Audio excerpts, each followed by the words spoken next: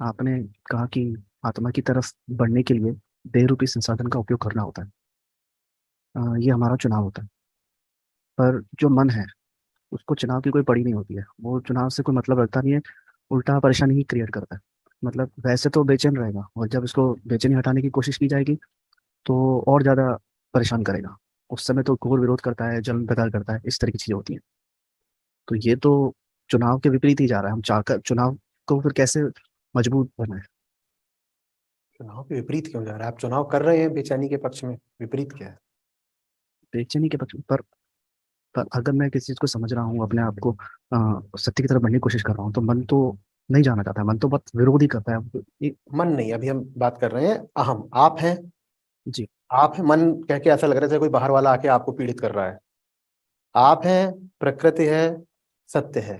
ठीक है। जी। बेचैनी भी जो चीज है वो प्रकृति के अंतर्गत है। अब जी। आप चुन लीजिए कि आपको बेचैनी पे ध्यान देना है या सच्चाई पे ध्यान देना है। अभी जैसे अभी आपको सुना, सत्र के बाद अगर हम उसका अवलोकन करते हैं मन ही मन में, या कुछ समझने की कोशिश करते हैं, या अपने आप को संभालने की कोशिश करते हैं, कुछ चीज का विश्लेषण करने की कोशिश करते हैं, पर मन नहीं मानना चाहता। वो तो कहता है कि भाई ये हटा। न मानना भी प्रकृति की चीज है। आप चुन लीजिए कि न मानने को चुनना है या मानने को चुनना है। कौन चुनेगा? ये मन को कैसे? मन अलग नहीं हुआ। कोई है चुनने वाला ना, जो कि न मानने को चुन लेता है। वो तो वो मन ही करता है विरोध तो। अहम। अभी देखिए, आप चुन रहे हैं मेरी बात ना मानना। मैं कह रहा हूं मन हटाइए, अहम अहम आप। मन तो ऐसा लगता है कि आपने किसी धुंधलके की बात कर दी। अहम से कर्ता का बोध होता है, एजेंसी का। है ना? तो आप हैं। आप ही चुनते हैं कि मुझे नहीं पढ़ना, नहीं मानना या बेचैन रहना है। वो आपका चुनाव है और उसका कोई समाधान नहीं है। नहीं समस्या पर का समाधान होता है, चुनाव तो सिर्फ बदले जाते हैं। पर अगर मैं श्रीमद् भगवत गीता पढ़ रहा हूँ, तो मन तो घूम ही रहा है, कुछ मतलब साथ बैठना नहीं चाहता। हाँ, जो घूम रहा है वो प्रकृति में है। उसको उसको क्या घूमने करें? दीजिए, आप अपना काम करिए।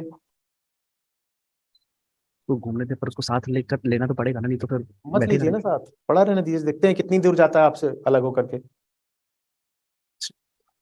ये हुआ था, कोई ऋषि थे, उनके पास बोले मन बहुत भटकता है। बोले तुम क्या करते हो जब भटकता है? बोले हम उसको पकड़ने के लिए पीछे पीछे आते हैं। बोले यही तो गलती करते हो। अब कि जब भटके तो छोड़ ही देना, देखते हैं कहाँ जाएगा। और फिर जब वो लौट के आए तो ऋषि ने उनको एक बात बोली, मन अहम की छाया है। झूठ मत बोलो कि छाया भटक रही है। अगर छाया इधर उधर भटकती हुई दिखाई दे रही है तो इसका मतलब यह है कि तुम भटक रहे हो। तुम भटक रहे हो, दोष लगा रहे हो मन पर। पर अगर अब जैसे संत कबीर जी ने कहा है कि इस मन पे विश्वास तो बिल्कुल नहीं करना है कि तुम्हारी बात मानी जाएगा, ये तो प्रॉब्लम क्रिएट करेगा ही करेगा। अब जब हम मन की बात करेंगे तब आगे आपकी बात ले लेंगे। मैं मन की जगह प्रकृति कहना चाहता हूं। आपकी ढिठाई आपको आपके व्याकरण से हटने नहीं दे रही। फिर आप कह रहे हैं कि आप पीड़ित हैं। आप पीड़ित नहीं हैं, आप बहुत हठी हैं। आप जबरदस्त दृढ़ संकल्प के धनी हैं। हम्म।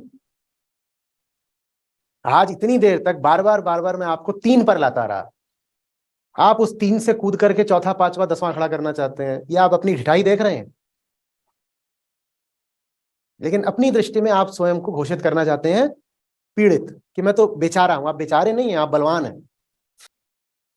और अपने बल का आप किस दिशा में उपयोग कर रहे हैं वो तो आपका अपना चुनाव है। उसमें मैं क्या सहायता कर पाऊंगा आपकी, या कोई भी, कृष्ण क्या कर लेंगे?